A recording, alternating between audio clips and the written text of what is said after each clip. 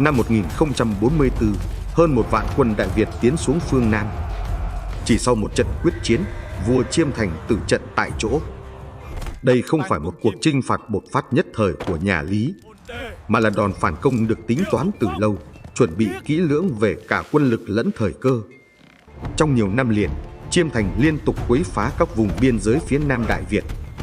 Họ đánh nhanh, rút gọn, bắt dân, đốt phá làng mạc rồi biến mất giữa rừng núi. Những cuộc xung đột ấy kéo dài không dứt, đẩy cả vùng biên cương vào bất ổn triền miên. Trước nguy cơ ngày càng rõ rệt, triều đình nhà Lý không thể tiếp tục phòng thủ bị động. Lý Thái Tông đưa ra quyết định dứt khoát, mang tính sống còn đối với an ninh quốc gia. Đó là tiến công chủ động, đánh thẳng để chấm dứt chiến tranh ngay từ gốc rễ. Một trận đánh không nhằm chiếm đất, mà nhằm tạo ra nỗi khiếp sợ lâu dài cho nhiều thế hệ địch. Triều đình huy động lực lượng quân sự lớn chưa từng có, tập trung sức mạnh cho mặt trận phương Nam. Quân bộ, thủy binh và đội tinh binh hộ giá đồng loạt xuất quân cùng một thời điểm. Nhà vua Thân Chinh cầm quân ra trận, trực tiếp chỉ huy toàn bộ chiến dịch từ tuyến đầu.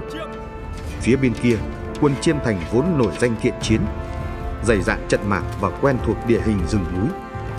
Nhưng lực lượng của họ phân tán, chỉ quen với những cuộc giao tranh nhỏ lẻ dọc biên giới rừng núi. Họ hoàn toàn không chuẩn bị cho một cuộc quyết chiến lớn và trực diện, càng không ngờ đối phương đến để kết thúc chiến tranh.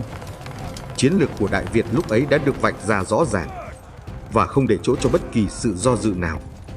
Đánh thẳng vào chủ lực, đánh nhanh để kết thúc chiến tranh trong thời gian ngắn nhất, không sa lầy trên đất lạ, không chiếm đóng lãnh thổ, không kéo dài cuộc viễn chinh. Thủy binh Đại Việt áp sát từ mặt nước, mở đường cho đòn tiến công mang tính quyết định. Bộ binh đồng loạt đánh chính diện với đội hình chặt chẽ và kỷ luật nghiêm ngặt.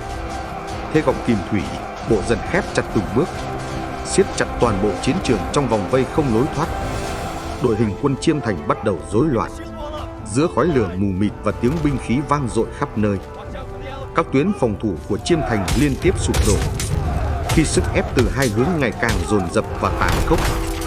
Quân Chiêm Thành không kịp tổ chức phòng thủ chiều sâu, trước nhịp tiến công áp đảo và không ngừng nghỉ. Chỉ một sai lầm chiến thuật trong hỗn chiến cũng bị khiến toàn bộ cục diện đảo chiều trong chớp mắt.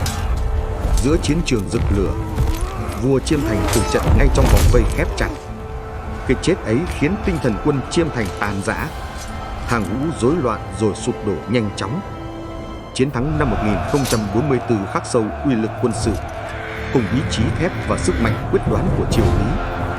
Nhưng ở phương Bắc xa xôi, một cuộc đối đầu lớn hơn đang âm thầm hình thành. Những trang sử hào hùng ấy vẫn còn tiếp tục.